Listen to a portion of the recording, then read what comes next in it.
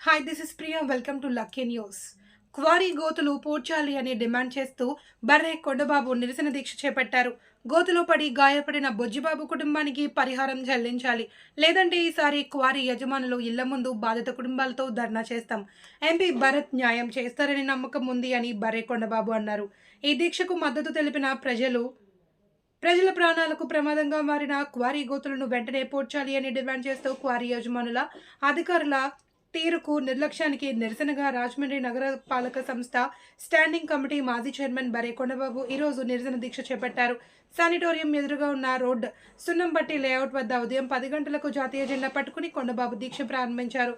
స్థానిక ప్రజలు సింహాచల్ నగర్లో నివసించే హిజ్రాలు తరలివచ్చి కొండబాబు దీక్షకు మద్దతు తెలిపారు. ఆ గోతుల్లో పిల్లలు పెద్దలు పడి ప్రాణాలు పోగొట్టుకుంటున్నారని ఆవేదన వ్యక్తం చేశారు. ఈ సందర్భంగా కొండబాబు మాట్లాడుతూ మైన్స్ చట్టం ప్రకారం తవ్విన క్వారీ గోతులను యజమానులు పూడ్పించాలి అని అన్నారు. పూడ్చకపోవడం వల్ల గోతుల్లో పిల్లలు పెద్దలు పడి ప్రాణాలు పోగొట్టుకుంటున్నారని ఆవేదన వ్యక్తం చేశారు. యజమానులపై క్రిమినల్ కేసులు నమోదు చేయాల్సిన అధికారులు చిన్న కేసులు పెట్టి ఊరుకుంటున్నారని మండిపడ్డారు.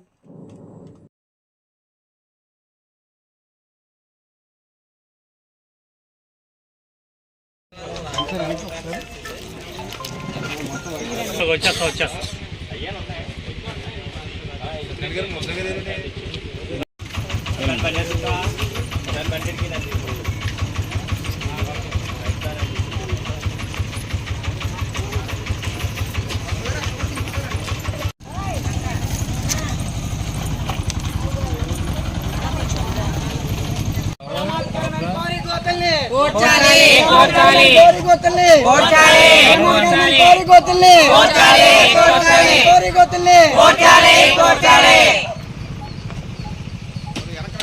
ప్రమాదంగా మారిన కోరి గోతులను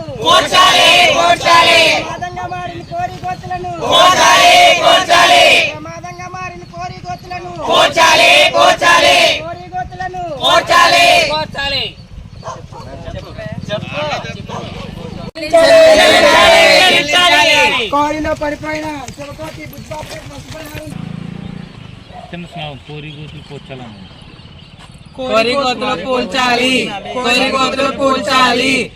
ఈవేళ దీక్షేత్రాను ఇక్కడ రోడ్డుకు సంబంధించి సరిగ్గా చేయకపోతే వాళ్ళ ఇళ్ళ ముందు చేస్తాను. ఇప్పుడు ఏ వాండర్లు అయితే కోట్లు సంపాదించి ధనికులుగా నడుస్తూ ఉన్నారో, ఏ వాండర్ వల్ల అయితే మొన్న కోరులో శివకోటి బుజ్జిబాబు అన్న అతను కోరులో పడిపోతే ఇప్పటికి అతను 20 మంది పైన పడిపోతే ఒక్కడ బతికాడు, అందరూ చచ్చిపోయారు.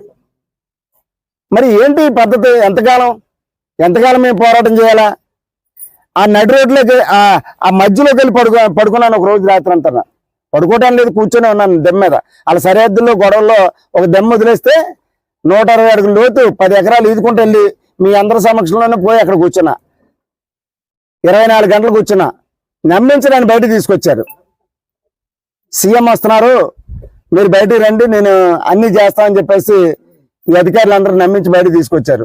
సీఎం గారి మీద అపారమైన గౌరవం ఉంది కాబట్టి మేము చేస్తారు కదా అని చెప్పేసి వాళ్ళకి ఇబ్బంది లేకుండా నేను బయటకు వచ్చాను. మరి బయటకు వచ్చిన తర్వాత ఇంతకాలానికి కనీసం ఏ ఒక్క పని చేయలేదు. నిన్న కమిషనర్ గారు చెప్తున్నారు నీరు జోడించడానికి ఎస్టిమేట్స్ వేయండి, నేను చేస్తానని. చాలా సంతోషం. మా డిమాండ్ ఏంటంటే ఈ 100 అడుగుల రోడ్డు ఏదైతే ఉందో అది ఊడిపించాలి. నెక్స్ట్ ఏంటంటే దెబ్బతిన్న వ్యక్తి బండితో పాటు 70 అడుగులు లోపలికి పోయాడు కాబట్టి వాళ్ళ కుటుంబానికి నష్టపరిహారం ఇవ్వాలి. రెండోది ఆ 100 అడుగుల రోడ్డు ఏదైతే ఉందో అది పూడిపించి 100 అడుగుల రోడ్డు మాకు చూపించాలి ఇక్కడ. రెండోది ఆ క్వారీ గోతులో ఉన్న నీరు బయట తోడాలి. ఆ నీరు బయట తోడిన తర్వాత ఆ ఉన్న క్వారీలు వాళ్ళు పూడ్చుకోవాలి. లేదా అలా పూడ్చలేదు అనుకోండి, క్వారీలు గవర్నమెంట్కి హ్యాండ్ ఓవర్ చేయమనండి. గవర్నమెంట్కి హ్యాండ్ ఓవర్ చేస్తే గవర్నమెంటే పూడుస్తుంది. మేము ఆ డిమాండ్ వేరేగా ఉంటుంది. ఇక్కడ మేము ఛానల్ నుంచి హైకోర్టు నుంచి కూడా ఆర్డర్ తెచ్చాం.